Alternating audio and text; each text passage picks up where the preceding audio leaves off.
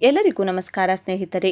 Google pay, PhonePe, Paytm ಇಂತಹ ಎಲ್ಲ UPI ಬಳಕೆದಾರರಿಗೆ ಇದೀಗ ಏಪ್ರಿಲ್ 1ರಿಂದ ಹೊಸ ನಿಯಮ ಜಾರಿಗೆ ಬರಲಿದ್ದು, ಏಪ್ರಿಲ್ 1ರಿಂದ ಇಂತಹ UPI ಸ್ಥಗಿತಗೊಳ್ಳಲಿದೆ ಮತ್ತು ಯಾವುದೇ ರೀತಿ ಪೇಮೆಂಟ್ ಮಾಡಲು ಕೂಡ ಸಾಧ್ಯವಾಗುವುದಿಲ್ಲ.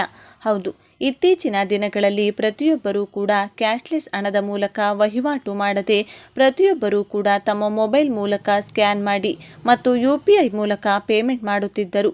ಇದೀಗ ಇಂತಹ ಗ್ರಾಹಕರಿಗೆ ಬಿಗ್ ಶಾಕ್ ಎದುರಾಗಿದೆ. ಬನ್ನಿ, ಇಷ್ಟಕ್ಕೂ NPCI ಬಿಡುಗಡೆ ಮಾಡಿರುವ ಹೊಸ ರೂಲ್ಸ್ ಏನೆಲ್ಲ ಬದಲಾವಣೆಗಳು ಬರಲಿವೆ ಎಂಬುದರ ಕುರಿತು ಕಂಪ್ಲೀಟ್ ಮಾಹಿತಿ ಈ ವಿಡಿಯೋದಲ್ಲಿ ತಿಳಿಸಿಕೊಟ್ಟಿದ್ದೇವೆ. ಬನ್ನಿ ಕಂಪ್ಲೀಟ್ ಆಗಿ ನೋಡೋಣ. ಈ ಹೊಸ ನಿಯಮಗಳು ಗೂಗಲ್ ಪೇ ಮತ್ತು ಫೋನ್ಪೇ ಬಳಕೆದಾರರ ಮೇಲೆ ನೇರವಾಗಿ ಪರಿಣಾಮ ಬೀರಲಿದೆ. ಏಪ್ರಿಲ್ 1ರಿಂದ ಸ್ಥಗಿತಗೊಂಡಿರುವ ಮೊಬೈಲ್ ಸಂಖ್ಯೆಗಳಲ್ಲಿ ಇರುವ UPI ಐಡಿಗಳನ್ನು ಅಳಿಸಲು NPCI ಬ್ಯಾಂಕುಗಳಿಗೆ ನಿರ್ದೇಶನವನ್ನು ನೀಡಿದೆ. ಒಬ್ಬ ವ್ಯಕ್ತಿ ಒಂದು ಮೊಬೈಲ್ ಸಂಖ್ಯೆಗಿಂತ ಹೆಚ್ಚಿನ ಮೊಬೈಲ್ ನಂಬರ್ ಹೊಂದಿದ್ದರೆ ಅವುಗಳನ್ನು ತೆಗೆದುಹಾಕಬೇಕೆಂದು ಎಲ್ಲ ಬ್ಯಾಂಕುಗಳಿಗೆ ಆದೇಶವನ್ನು ನೀಡಿದೆ. ಏಪ್ರಿಲ್ 1, 2025ರಿಂದ ಬ್ಯಾಂಕುಗಳು ತಮ್ಮ ಹೆಸರಿನಲ್ಲಿ ನೋಂದಾಯಿಸಲಾದ ಮತ್ತು ಪ್ರಸ್ತುತ ಬೇರೆಯವರು ಬಳಸುತ್ತಿರುವ ಮೊಬೈಲ್ ಸಂಖ್ಯೆಗಳನ್ನು ಅಳಿಸಬೇಕಾಗುತ್ತದೆ. ಹೆಚ್ಚುವರಿಯಾಗಿ ಇನ್ಮುಂದೆ ಸಕ್ರಿಯವಾಗಿರದ ಅಥವಾ ಬಳಕೆಯಲ್ಲಿಲ್ಲದ ಯಾವುದೇ ಮೊಬೈಲ್ ಸಂಖ್ಯೆಗಳನ್ನು ಬ್ಯಾಂಕ್ನ ದಾಖಲೆಗಳಿಂದ ತೆಗೆದುಹಾಕಬೇಕು. ಈ ಕಾರ್ಯತಂತ್ರದ ಕ್ರಮವು UPI ವಹಿವಾಟುಗಳ ಸುತ್ತಲಿನ ಭದ್ರತೆಯನ್ನು ಬಿಗಿಗೊಳಿಸುವ ಗುರಿಯನ್ನು ಹೊಂದಿದೆ.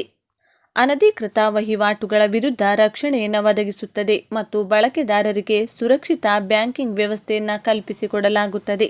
UPI ವಹಿವಾಟುಗಳ ಸುರಕ್ಷತೆಯನ್ನು ಹೆಚ್ಚಿಸುವ ಮತ್ತು ವಂಚನೆಯ ಚಟುವಟಿಕೆಗಳನ್ನು ತಡೆಯುವ ಪ್ರಯತ್ನದಲ್ಲಿ ಭಾರತೀಯ ರಾಷ್ಟ್ರೀಯ ಪಾವತಿ ನಿಗಮ ಎಲ್ಲ ಬ್ಯಾಂಕುಗಳಿಗೆ ಈ ಆದೇಶವನ್ನು ನೀಡಿದೆ. ಸಿಸ್ಟಮ್ ಅಪ್ಡೇಟ್ ಅಗತ್ಯ. ತಪ್ಪಾದ UPI ವಹಿವಾಟುಗಳ ಅಪಾಯವನ್ನು ತಡೆಯುವ ಕ್ರಮವಾಗಿ ಎಲ್ಲ ಬ್ಯಾಂಕುಗಳು ಮತ್ತು UPI ಪಾವತಿ ಸೇವಾ ಪೂರೈಕೆದಾರರು ನಿಯಮಿತವಾಗಿ ಸಿಸ್ಟಮ್ ನವೀಕರಣಗಳನ್ನು ನಡೆಸಬೇಕೆಂದು ಭಾರತೀಯ ರಾಷ್ಟ್ರೀಯ ಪಾವತಿ ನಿಗಮ ಕಡ್ಡಾಯಗೊಳಿಸಿದೆ. ಏಪ್ರಿಲ್ 1, 2025ರಿಂದ ಪ್ರಾರಂಭವಾಗಲಿರುವ ಹೊಸ ಮಾರ್ಗಸೂಚಿಗಳ ಪ್ರಕಾರ ಅನುಷ್ಠಾನದೊಂದಿಗೆ ಜುಲೈ 16, 2024ರಂದು NPCI ಕರೆದ ಸಭೆಯ ನಂತರ ಈ ನಿರ್ದೇಶನವು ಹೊರಹೊಮ್ಮಿದೆ. UPI ವಹಿವಾಟುಗಳ ಸುರಕ್ಷತೆ ಮತ್ತು ದಕ್ಷತೆಯನ್ನು ಹೆಚ್ಚಿಸುವುದು, ದೇಶಾದ್ಯಂತ ಡಿಜಿಟಲ್ ಪಾವತಿಗಳಿಗೆ ಸುರಕ್ಷಿತ ವಾತಾವರಣವನ್ನು ಖಚಿತಪಡಿಸುವುದು ಈ ನಿರ್ಧಾರದ ಹಿಂದಿನ ಉದ್ದೇಶವಾಗಿದೆ. ಹಣಕಾಸು ಸಂಸ್ಥೆಗಳು ಮತ್ತು ಡಿಜಿಟಲ್ ಪಾವತಿ ವೇದಿಕೆಗಳು ತಮ್ಮ ವ್ಯವಸ್ಥೆಗಳನ್ನು ನವೀಕೃತವಾಗಿರಿಸಿಕೊಳ್ಳುವಂತೆ ಕೇಳಿಕೊಳ್ಳುವ ಮೂಲಕ ವಹಿವಾಟು ದೋಷಗಳ ನಿದರ್ಶನಗಳನ್ನು ಗಣನೀಯವಾಗಿ ಕಡಿಮೆ ಮಾಡುವುದು NPCI ಗುರಿಯಾಗಿದೆ.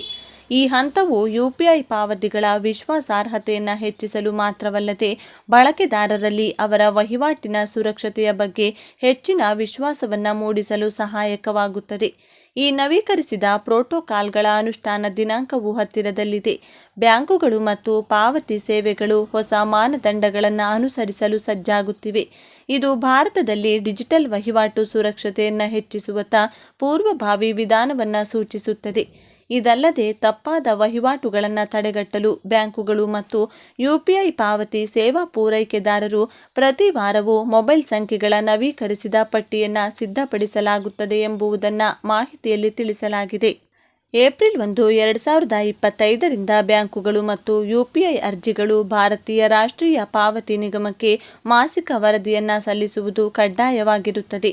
ಈ ವರದಿಯು ಮೊಬೈಲ್ ಸಂಖ್ಯೆಗಳೊಂದಿಗೆ ಸಂಯೋಜಿತವಾಗಿರುವ UPI ಐಡಿಗಳ ಪ್ರಮಾಣ, ಸಕ್ರಿಯ ಬಳಕೆದಾರರ ಸಂಖ್ಯೆ ಮತ್ತು UPI ಮೂಲಕ ನಡೆಸಲಾದ ವಹಿವಾಟುಗಳ ಪ್ರಮಾಣವನ್ನು ವಿವರಿಸಬೇಕು. ಈ ಕ್ರಮವು ಡಿಜಿಟಲ್ ವಹಿವಾಟುಗಳ ಸುರಕ್ಷತೆ ಮತ್ತು ದಕ್ಷತೆಯನ್ನು ಹೆಚ್ಚಿಸುವ ಗುರಿಯನ್ನು ಹೊಂದಿದೆ. ಬಳಕೆದಾರರಿಗೆ ಸುರಕ್ಷಿತವನ್ನು ಕಲ್ಪಿಸಿಕೊಡುತ್ತದೆ. ಏಕೀಕೃತ ಪಾವತಿ ಇಂಟರ್ಫೇಸ್ ಮೂಲಕ ವಹಿವಾಟುಗಳನ್ನು ನಡೆಸಲು ಬಳಕೆದಾರರು ತಮ್ಮ ಮೊಬೈಲ್ ಸಂಖ್ಯೆಗಳನ್ನು ವ್ಯವಸ್ಥೆಯಲ್ಲಿ ನವೀಕರಿಸಲು ತಮ್ಮ ಒಪ್ಪಿಗೆಯನ್ನು ನೀಡಬೇಕಾಗುತ್ತದೆ. ಈ ಅನುಮೋದನೆ ಪ್ರಕ್ರಿಯೆಯನ್ನು UPI ಅಪ್ಲಿಕೇಶನ್ ಮೂಲಕ ಪ್ರತ್ಯೇಕವಾಗಿ ಸುಗಮಗೊಳಿಸುತ್ತದೆ. ಬಳಕೆದಾರರು ಈ ಒಪ್ಪಿಗೆಯನ್ನು ನೀಡದಿರಲು ಆಯ್ಕೆ ಮಾಡಿಕೊಂಡರೆ ಅಥವಾ ಅವರ ಮೊಬೈಲ್ ಸಂಖ್ಯೆಯನ್ನು ನವೀಕರಿಸಲು ವಿಫಲವಾದರೆ ಆ ನಿರ್ದಿಷ್ಟ ಮೊಬೈಲ್ ಸಂಖ್ಯೆಯೊಂದಿಗೆ ಯಾವುದೇ UPI ವಹಿವಾಟುಗಳನ್ನು ನಿರ್ವಹಿಸಲು ಅವರಿಗೆ ಸಾಧ್ಯವಾಗುವುದಿಲ್ಲ. ಈ ನಿಯಮಗಳ ಜಾರಿಗಾಗಿ ಬ್ಯಾಂಕುಗಳು ಮತ್ತು ಯುಪಿಐ ಆಧಾರಿತ ಅಪ್ಲಿಕೇಶನ್ಗಳು ಕಟ್ಟುನಿಟ್ಟಿನ ಕ್ರಮವನ್ನು ಅನುಸರಿಸುವಂತೆ ಕಡ್ಡಾಯಗೊಳಿಸುತ್ತವೆ. ಈ ಕ್ರಮಗಳನ್ನು ಜಾರಿಗೆ ತರುವ ಮೂಲಕ ಯುಪಿಐ ವಹಿವಾಟುಗಳ ಸಮಗ್ರತೆ ಮತ್ತು ವಿಶ್ವಾಸಾರ್ಹತೆಯನ್ನು ಹೆಚ್ಚಿಸುವ ಗುರಿಯನ್ನು ಹೊಂದಿದೆ. ಬಳಕೆದಾರರು ಆರ್ಥಿಕ ಚಟುವಟಿಕೆಗಳನ್ನು ಸುರಕ್ಷಿತವಾಗಿಡಬಹುದು.